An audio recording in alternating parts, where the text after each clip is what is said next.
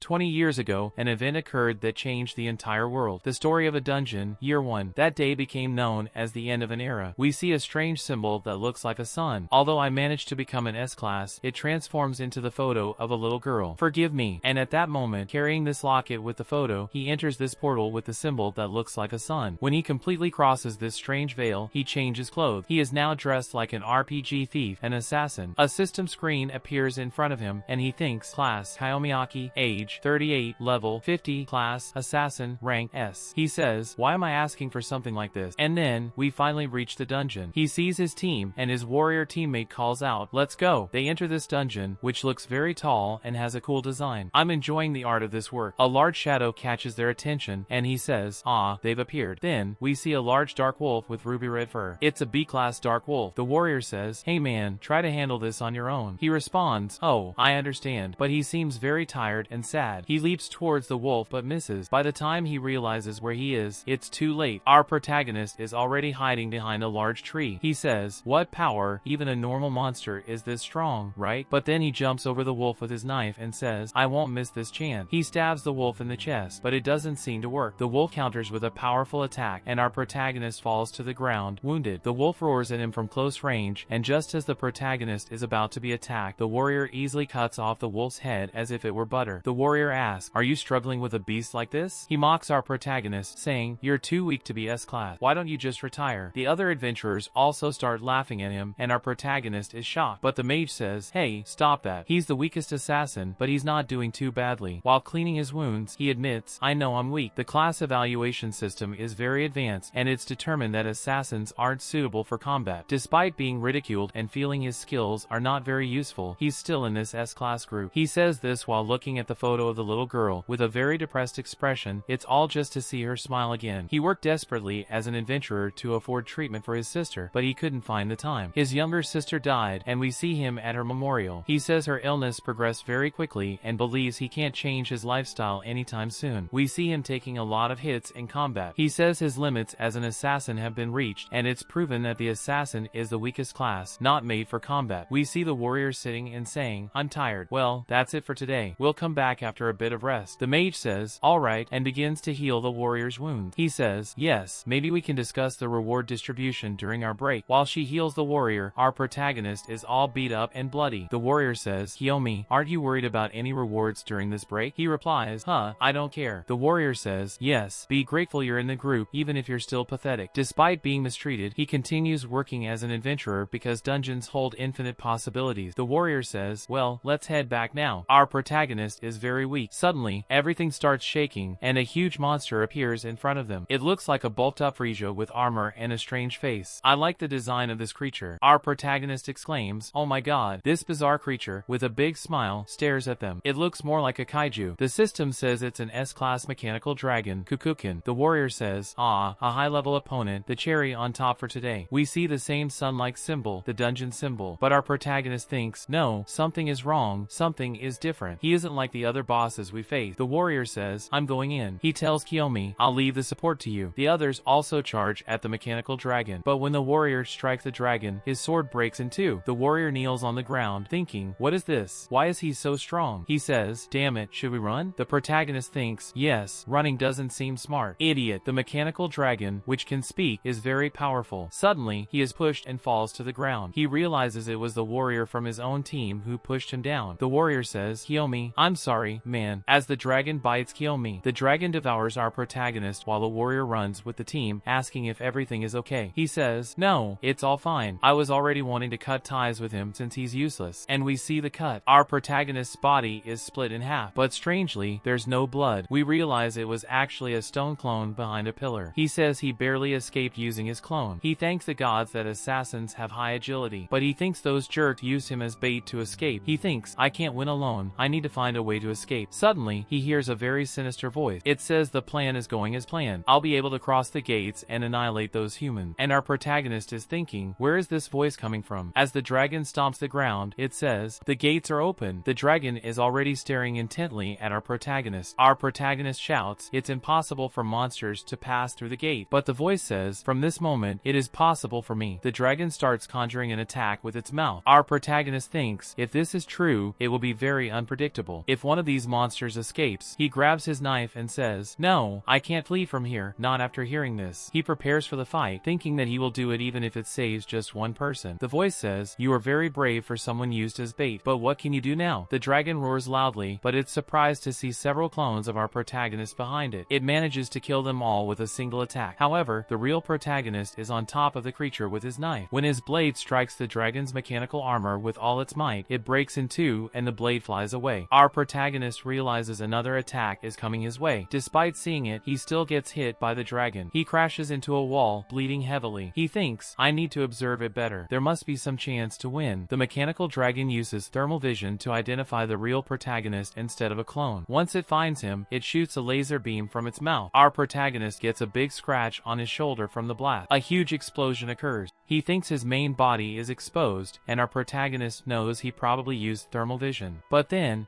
he notices something that really grabs his attention. He sees that same dungeon symbol, but this time on the creature's neck. He wonders, could this be the weak spot? Should I bet on this? He quickly grabs another knife and creates more clones, and the dragon thinks, "What?" The protagonist thinks, "It was bad, but I'm putting my life into this." The dragon tries to revive Kanturo with its claws, managing to completely tear off our protagonist's face. But he doesn't give up. With his broken knife, he heads toward the creature's neck and uses his skill, Phantom Cut. When he hits the symbol, the dragon screams loudly. He keeps aiming for that symbol, and the creature thinks, "What?" Our protagonist, all battered and messy, manages to smile. He thinks, apparently, this was the right move. We see him falling, saying, "This is also my limit. Being the weakest class, at least I tried to look cool." We see the mechanical dragon is still alive but gravely injured. It thinks, "Magnificent, it's the first time I've been pressured like this. I'll have to postpone my plan." It invokes a large symbol, saying, "We'll meet again." Our protagonist, with only one functioning eye, watches the scene. He says, "At least in the end, I managed to help the world a bit." Suddenly, a system screen appears, and a voice speaks inside his head, "Reward for subjugating the mechanical dragon alone. A mission bonus has been applied." The protagonist thinks, "Who are you? What are you talking about?" A system screen shows there is currently no mission. Still confused, he thinks, "No, for me, I'm dying now, it doesn't matter." Suddenly, we see someone turning off an alarm clock. It's 7 a.m. now, and we see what appears to be a much younger boy. He looks very scared and checks himself in the mirror. The protagonist, now much younger, says, "I'm alive, and I'm younger too." He thinks, "Why did I come back? Was it the dragon's influence?" He remembers the system screen, or was it that strange screen? Suddenly, he returns to bed and sees a notification on his phone. When he looks, it's a message. The message reads, "Big brother, your sister wants to eat lots of chocolate." He remembers his sister, Natsu, the same little girl from the photo. He thinks, "You're alive," and cries tears of joy. He wipes his tears, saying, "Okay, I can't hesitate now. I won't make the same mistakes again. This time, I'll definitely save you, Natsu." In the replay scene, we see him entering the hospital room, and he bursts in, startling his sister, whom he calls Natsu. He hugs her immediately and asks, "Are you real?" She asks, "Do you have a fake version of me?" In the hospital room, the protagonist starts watching TV. The news says the main treatment for this disease is still under research, but scientists are considering common medications like vaccines or pills. The protagonist thinks no drug will cure her. He believes they will eventually develop the right treatment, but it will take a long time. To endure until then, he needs to become an adventurer. He gets up, thinking, "If that's the case, I can't relax now. I need to register as an adventurer as soon as possible." As he walks down the streets, a system screen appears, informing him, "A quest has appeared for you. The mission is to sprint 10 times as if in a race, take 20 steps, and greet 30 people." He thinks, a mission? He believes this is the voice he heard in his head before dying, the reward for subduing the dragon. He thinks, let's try to complete this mission. Suddenly, he shouts, "Good afternoon," to an old man on the street. They face each other for a moment, then he runs off, his face all red, saying, "Ah, you're so embarrassing." He thinks, but if I don't say it out loud, it won't count for the mission. He makes 10 sprints, right? 10 of those runs. He can take 20 steps. He keeps thinking, this is a mission. Then he greets another lady. When he completes the 30 greetings, the mission is complete. The system tells him to receive his reward. It also says a substantial growth reward is given for the first mission. He evolves directly from level 1 to level 3. And the system says, please do your best again tomorrow. He thinks, level 3 already? No,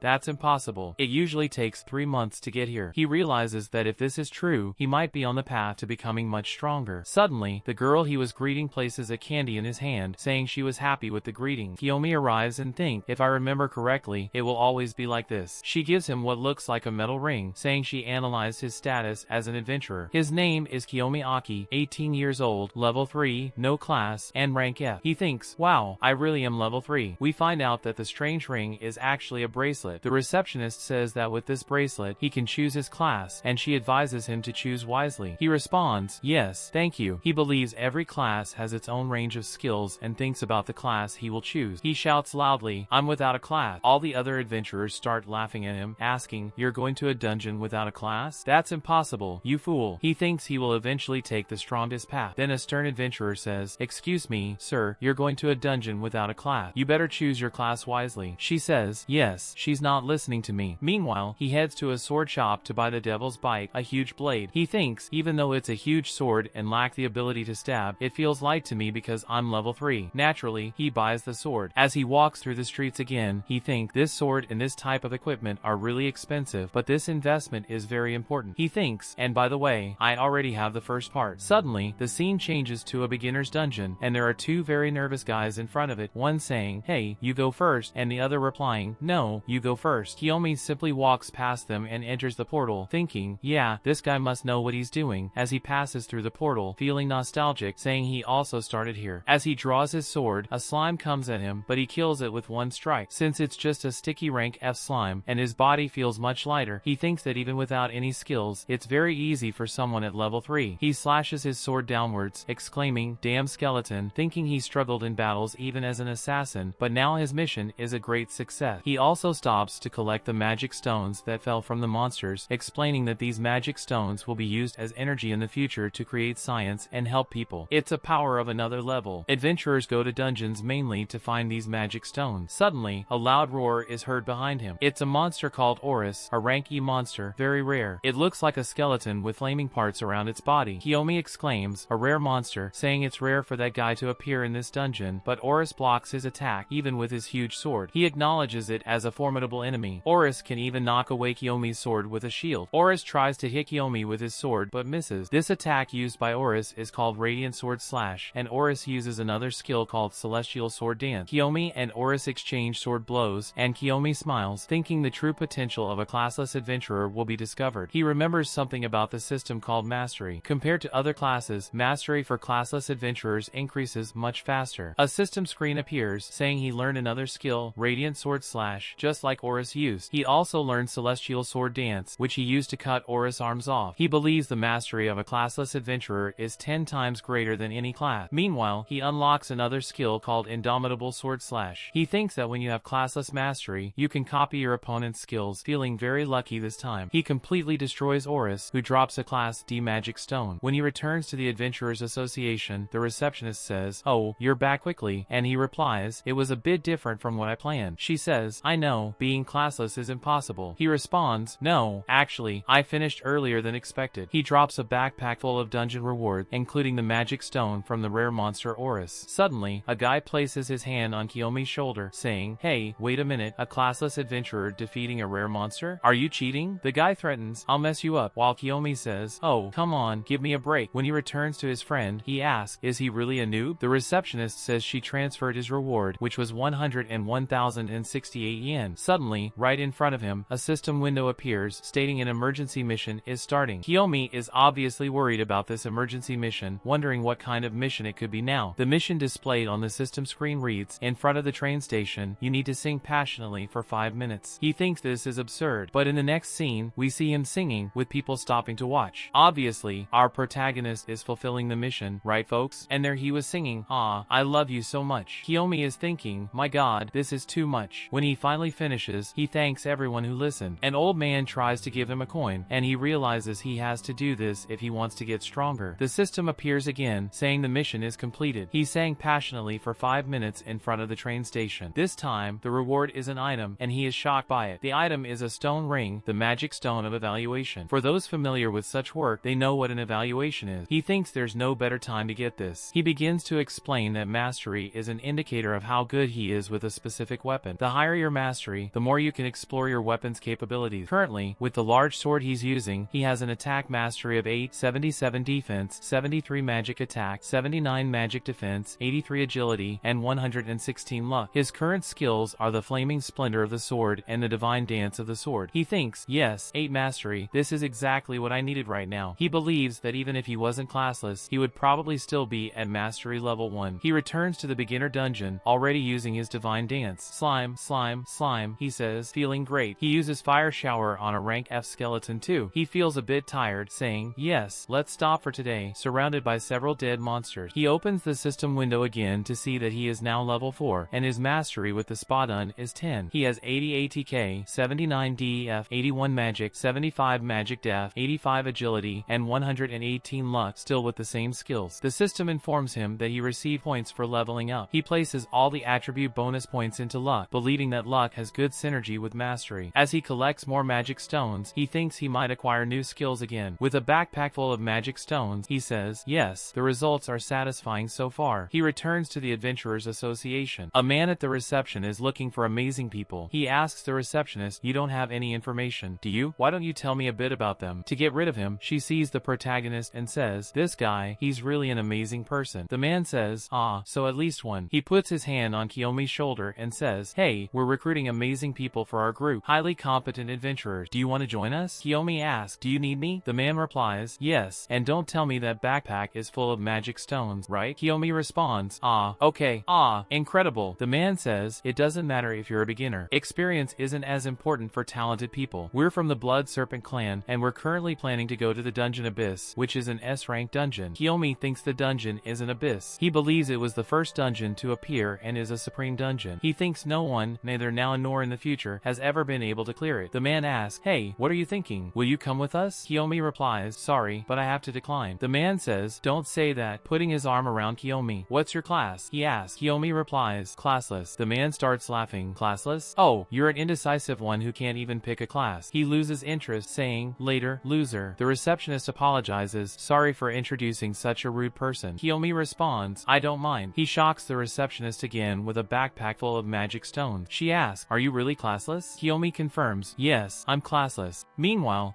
there's a woman watching them, and it seems people know her. She approaches Kiyomi, and the whole scene feels a bit subjective. She introduces herself with a flirty attitude, and he thinks she is exceptionally beautiful. She then says to Kiyomi, oh, sorry for eavesdropping, but I heard you managed to clear a dungeon all by yourself, despite being classless. He replies, yeah, I'm classless. He must be tired of saying it. I'm tired of saying it too. She gets all flirty, getting closer, and says, you're a very interesting person. Do you have any hidden advantage in being classless? He says it's a secret. She responds, ah, you're smart. I like you. She introduces herself as Alice Takagi from the Carnelian Wrath clan. My god, what a name, Carnelian Wrath. Carnelian is a beautiful name, a stone, if you search for a mineral. He asks if she will understand if he says he's S rank. Alice responds, what does someone like you want from me? She explains that the abyss is in his sight, and she wants him as a partner. He looks back at her, saying, even though I'm classless? She replies, yes, even though you're classless, if you're strong, it doesn't matter. She extends her hand to him, but he wants to keep information about exclusive mastery to himself for now. He thinks about what to do next, but he shakes her hand firmly and says he will do everything possible to achieve his goals. She responds,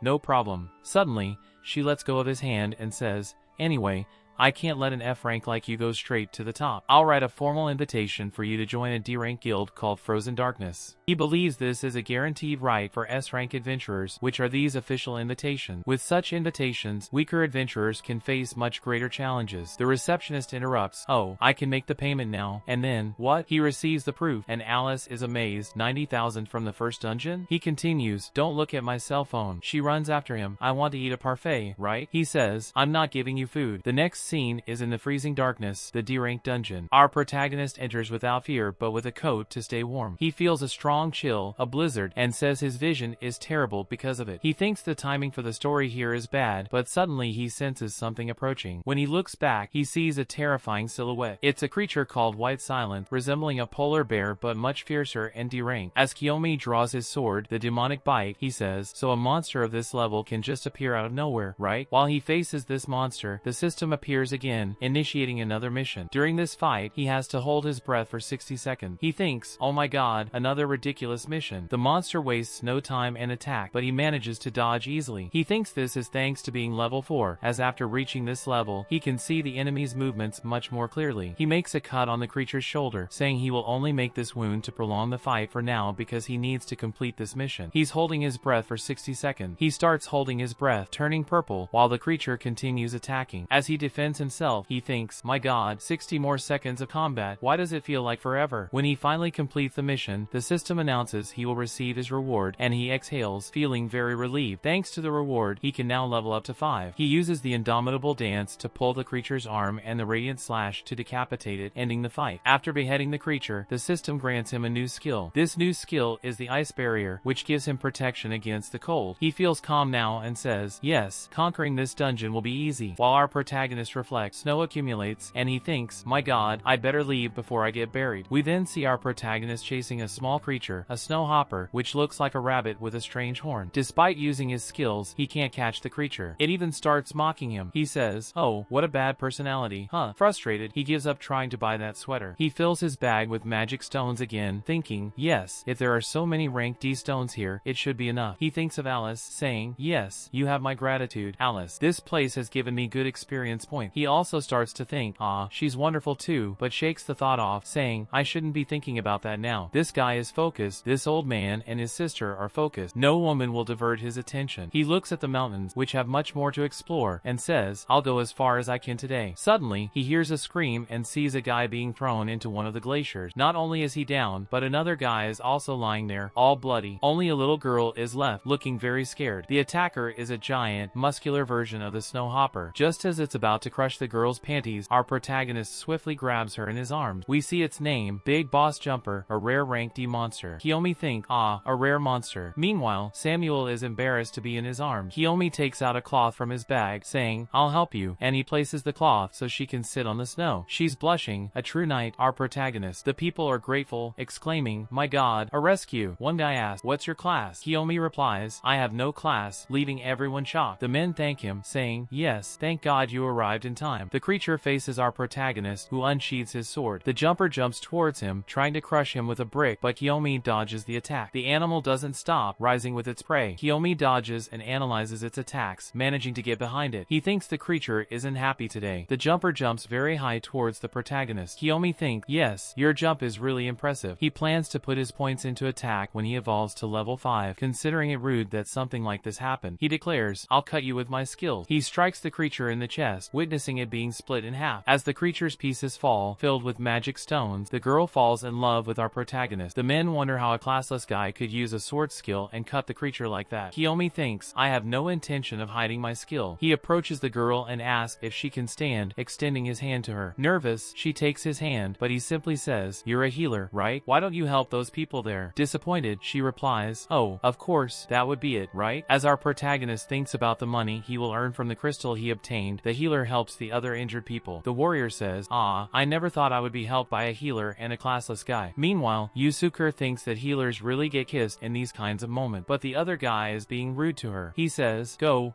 hurry up and help me. She becomes increasingly nervous, talking about being a mage. He says, I put you in the group for this. Stop being weak and heal me. While she heals him, Keldon thinks they don't see her true value. The mage says, ah, you're too slow. I'll kick you out of the group if you don't improve. She becomes desperate and starts crying, but the priest says, yes, please expel her. You already have so much potential to be wasted here. Come to my side instead. She starts crying, now out of happiness. She asks, is this a marriage proposal? Meow. The protagonist says, in summary, you're terribly mistaken. But he says that she will become the strongest viper he knows. He asks if she believes him and extends a helping hand. The scene tries to create an awkward angle but ends up looking beautiful. Ellen Kuda looks at him and says that somehow he is different from the others. She holds his hand and says, I trust you. She presses harder, saying, I really want to believe in you. Kiyomi says, then leave it to me. But the moment is interrupted by Kiyomi, who says he has more things to do and needs to go now. He bids her farewell. She stands in the snow, super confused. She returns to the Adventurers Association. When he returns, the receptionist asks, oh my god, so many things. I don't know if you can see, but there are many magic stones from the freezing darkness. She takes the magic stones and says, yes, I'm sure I'll promote you to Class E. The young man thinks, yes, thank you. With Class E, he can enter a rank D dungeon without without an invitation. The receptionist thinks, wow, I've never heard of a classless person being promoted before. This explains a bit about the ranking system. If you become rank E, you can enter rank D dungeons and are no longer considered a beginner. Basically, you can enter a dungeon one rank above your own. He has already earned over 200,000 yen and thinks, yes, that's good money. He decides to buy a present for Nat and gets a bag full of cupcake. He knocks on the door. Natsu, I'm coming in. The nurse thinks, oh my god, so many cupcake. When he arrives, Natsu is still sleeping. He admires her a bit and even makes a face. He sits next to her, determined not to let anything bad happen to Natsu this time. He's gathering the pieces to fulfill this purpose. He feels lucky to have found that healer so soon. She will be essential for Natsu's treatment. When he tries to store the cupcakes in the room's refrigerator, he realizes there isn't enough space, so he starts eating half of them to make them fit. A nurse passes by, thinking, did he eat all that? In the hospital courtyard, it was already night. Kelvin says, I wanted to tell you I completed my mission. The person he's talking to is Alice. She says, so you really went through the freezing darkness being classless, right? He replies, yes, it's thanks to you that I'm getting stronger. We see Alice. She's wearing pajamas. She says, ah, so you have expectations, right? She asks, do you want me to tell you about other dungeons? He says, no, not really. It's someone I want to train. He says he knows she has many connections and information. Alice says, yes, of course. Kiyomi tells her that the healer is very promising. He wants to join a group with her and the necromancer. Alice smiles, saying, you have some strange methods. Kiyomi says, it's more interesting this way, isn't it? He thinks that the synergy between the healer and the necromancer could make him stronger. This is knowledge still unknown at this time. Alice says, yes, I can do that for you, but you will owe me one. He thinks the healer might get jealous of this, but says, okay, I'll leave this task to you. Alice says, okay, I'll take care of it for you. Kiyomi and Alice share a moment, with her being all excited. She says he's an interesting partner. When he returns to the association, the receptionist is happy, saying, yes, you're class E now. Congratulations, Kiyomi. He says, thank you. The woman thinks he's very cold and says that becoming class E deserves respect. Many people give up before reaching class E. She tells this to Kiyomi, who is already S-class. Suddenly, a group of 3 adventurers called the Revenants enters the association. They have menacing looks, and the receptionist explains they committed a crime at the association. Even the other adventurers are afraid of them. The receptionist says they need a leader for the Revenants, calling it a difficult task. Kiyomi says, leave it to me. The receptionist asks, are you serious? Everyone is afraid to take on this task. Kiyomi says, it's fine. He thinks this task will also bring him money, which is important because he wants to save his sister. He claims to know these so-called Revenants well. He thinks about how much he should get involved in this, maybe just enough to get some information and the money. The receptionist says, ah, I understand. She thanks him because he's helping her a lot and hands him a contract, saying, I'll leave this for you. In the next scene, we see an electric collar shocking one of the prisoners. A police officer demonstrates by putting one on the man's hand, saying it's an electric collar, and if they step out of line, just give them a shock. He thinks that even though they are prisoners, if they have talents, they can work as adventurers. He already has the bracelet to shock the prisoners. The officer warns, if they do anything suspicious, press the button. One guy says, hey, you know we have human rights? But the officer responds, shut up. Another prisoner asks, so, master, what's your name? He replies, Kaimiyaki, and this is the last conversation we'll have. They unlock the prisoner's cuffs. One of the prisoners says, it looks like our supervisor today is a bit more tolerant than the others. I'll check this out. Another says, okay, I'll leave it to you, Mr. Supervisor. They enter a dungeon that looks like it's on fire. They are literally entering the depths of hell, which is the name of the dungeon. It's a D-rank dungeon. The chubbier one says, wow, they gave us a really difficult task again. Don't you think they're being too cruel to us? The one in front says, I don't remember. He looks back, and our protagonist says, this person is also giving us an opportunity. Suddenly, the Revenants start glaring at our protagonist with an ugly look. He tries to press the bracelet button to shock them, but it doesn't work. He thinks, why isn't it working? But the guy simply grabs the collar and breaks it easily. They all do this effortlessly. Later, the guy says, oh, it was bad. I don't hold a grudge against you, but you're going to die here today. The system appears, initiating another emergency mission. This one is a bit more difficult than the usual ones, right? It simply says, defeat all your enemies. He thinks, oh, seriously. He realizes that the system missions are synchronizing with what he's doing, according to the context of his situation, because now he really needs to defeat all the enemies to get out of there alive and still complete his mission. But just as they are about to start the fight, what looks like a giant worm emerges from the lava. This monster is a D-rank flamecrawler. It's about to attack everyone at once, but heads toward the prisoner in front. The prisoner defeats the creature with a single punch, saying that even though he's D-rank, he's about to become C-rank. He thinks the guy's class is fighter, which is why he punched that way. He thinks, I can win this. The guy wastes no time and uses his skill, rushing toward our protagonist. All Kiyomi can do is dodge the punch, but the stone behind him shatters. He's impressed with the guy's strength. Meanwhile, another prisoner is digging for something and finds a stash. Inside, there's armor, an axe, and a hammer. Each of them equips one of these. The leader says that with this equipment, they are invincible. He thinks that if he could use his analysis, he would see the truth. The fighter class isn't compatible with any equipment. Kiyomi manages to block the guy's punch with his sword blade. Meanwhile, the armored guy charges at him. He realizes that this class has devastating power. He can defend himself with the sword, but because of the armor, the guy doesn't suffer any damage. He thinks fighters also have very high defense, which comes with restrictions. He says this while retreating. The fighter class has many disadvantages in proficiency. He thinks he has a chance to win here. He starts with the guy with the axe, trying to disarm him, but it doesn't work well. As he dodges the axe attack, Kiyomi gets hit on the head by the armored guy and falls to the ground. He thinks, as expected, fighting 3 people of a higher rank is very difficult, but he feels the difference in proficiency. He takes a deep breath, thinking, I can handle this. The guy with the knuckles says, this kid can actually fight. He tells the others, don't hesitate, let's go all out. The 3 of them use the fighter class's special skill, physical enchantment. At that exact moment, the system sends a message saying he has acquired a new skill. The guy with the axe yells, loser! It's like we're going to lose to a classless guy like you. But when he realizes what's happening, Kiyomi is already close, with the blade near his chest. The guy panics at the speed. Kiyomi calmly says, classless people learn quickly. The system announces that the skill he obtained is physical enchantment, just like the fighters. He uses his flaming blade on the guy's shoulder, causing a lot of blood. Kiyomi says,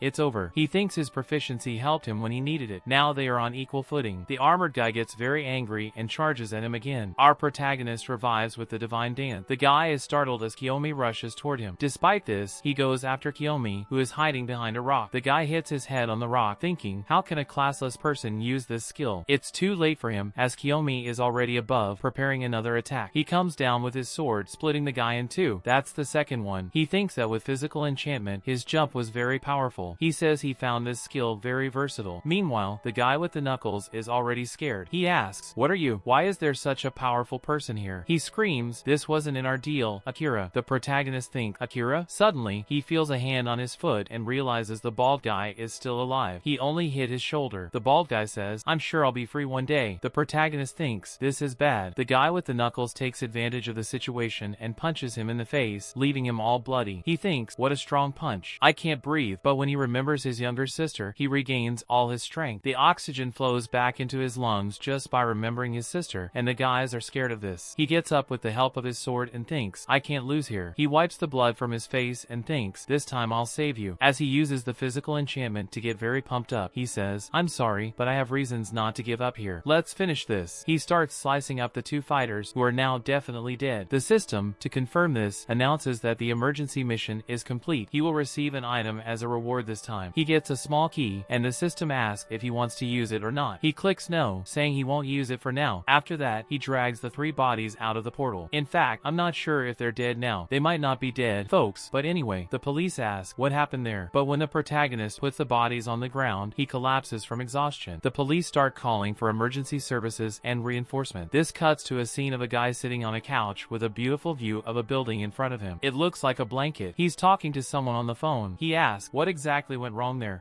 The person replies, sorry, there was interference. He asks, interference? Who is this interference? The person provides the information, and it's Kaimiyaki. The guy asks, is this some kind of joke? The other person says no, the information is correct. He asks, an earring classless? Interesting. And we see that this guy is Akira, and he is a model and streamer. He says, you don't think you can get away with messing with my subordinate, do you? It turns out that his main job is being an S-rank adventurer. He is the founder of the Blood Serpent, the same clan that tried to recruit the protagonist earlier. Meanwhile, our protagonist at home isn't wasting any time. He's already doing more than 100 push-ups, counting 112, 113. He thinks that the wounds from the last fight haven't fully healed yet, but he still wonders who those guys were. They were tough opponents. He thinks, I also need to get stronger. I need to become someone who can't be defeated. Suddenly, he looks at the same key he hadn't used before. It's an adventurer's level 5 key. He sits on the bed with it, drying his sweat. He thinks, yes, I got this anyway. He opens the system screen again, and this time accept. A portal opens behind him out of nowhere, and he is sucked into it. When he teleports, he falls flat on his face, but at least he lands on sand, so it's not too bad. When he realizes it's sand, he looks up to see where he is. He finds himself in a vast desert with a blazing sun overhead. The system notifies him that this is a dungeon called the Solar Stone Labyrinth. He's shocked to be in a dungeon, as he wasn't prepared for this, especially being thrown into the middle of a desert. His biggest concern at the moment is that his clothes are full of sand. He walked through the desert for a long time. It's very hot, and he's already sweating profusely. He thinks that no monsters have appeared so so far and wonders why. Suddenly, he steps on something and manages to unearth a magic stone from the sand. He thinks, a magic stone? No, it can't be. Is this a mining dungeon? He says it's an extremely rare type of dungeon and realizes it too late. He keeps saying that in these mining dungeons, you can obtain various very rare magic stones. He's looking for one in particular. After digging a lot and unearthing many magic stones, his hands are already bleeding from digging so much. Finally, something catches his attention. He says, got it, I found it. It's a lunar magic stone. He says, there really was one here. He hugs the stone to his chest, saying this could help with Natsu's illness. He never imagined that a system reward would lead him to find this stone. He explains that Natsu's illness is considered a magical vortex and that there's only one way to cure it. It's by making medicine with this lunar magic stone. Holding the stone, he thinks he needs 9 more. He needs 10 in total. He thinks he'll need a lot more of them. He starts digging desperately in the sand again. After a long time, his hands are bleeding heavily, but he can't find any more. Suddenly, the system notifies him that his time is up and the dungeon will close now. He thinks, no way. When the portal opens behind him, he desperately tries to dig more, but as the portal pulls him in, he says it's still not enough. He is thrown back into his room again. He bangs on the wall, begging to be thrown back in. He smears blood all over the wall. This is because it's still not enough for him. Then he lies on the bed more calmly and realizes that after so much digging, he only found one of those stones. He thinks he needs to be in a mining dungeon again, even if the mission is extremely difficult. He will take any mission just to find another mining dungeon, no matter how many times it takes. Suddenly, he feels something on his back, something bothering him. He realizes he had another stone stuck to him, and he says, oh, I brought this back too. He realizes he only brought these 2, the rest were useless magic stones. He picks up the stone that looks like amber with a mosquito inside and says, should I take this to a specialist? When he goes to take a hot bath, he feels a lot of pain. His hands are burning badly. The next day, early in the morning, he goes to the hospital. He knocks on the door. Natsu. The nurse thinks he brought something new today. She's very happy to see him, obviously. He says he has a present for her today. He shows her a necklace with a lunar stone, which is a kind of salvation for her, right? She says, I think I don't need this, brother. He asks, why? She says, it's a bit tacky, sorry. He is completely shocked by this. He says, okay, I'll go back to work. He asks, you really don't want it? She says, okay, it's fine, good luck at work. He leaves, very sad, and puts the necklace on himself. The nurse asks, did he get the present for himself again? After that, he goes to the analysis department. He's there looking for a stone inspector. We see a guy with a very, iconic appearance, right? The guy says, yes, I'm a stone inspector. The protagonist thinks, this guy is very suspicious. The guy says, I may not look it, but I'm very good at what I do. The protagonist thinks, now he's reading my thought. The guy immediately notices the rare lunar stone necklace and says it's very valuable, but the protagonist says he's here for the other stone. He puts the amber stone with the mosquito inside on the table. The guy starts analyzing it and says, my friend, this product is extraordinary. When he says a product is extraordinary, Kiyomi asks, how is it so extraordinary? The evaluator responds that it's a magic stone that can add magical effects to weapons. The protagonist thinks, so it's an enchantment stone, right? He starts recalling his past life when he couldn't get any good stones. You can even see it in his eyes as he remembers. The guy notices that he stopped to reflect and says, you thought these things weren't that rare, huh? This specific magic stone is called the Amber Magic Stone. The mosquito inside it is a monster called Shirgui. The guy says, don't underestimate it. When you enchant your weapons with this stone, do you know what happens? The man gets all excited and says, you won't need to work anymore. Kyomen stops, looking puzzled. The man asks, hey, aren't you interested? Isn't it amazing? You won't need to work. Kyomen remains reflective. What do you mean by that? The man explains that the Shirgui absorbs the souls of the monsters it consumes and make them its subordinates. In other words, the creature is a necromancer. Or you'll acquire the same ability as Shirgui, imbued with it. We won't know until we try. Kyomen thinks to himself, okay, this sounds very exciting. He asks, can you enchant the sword? The man responds, yes,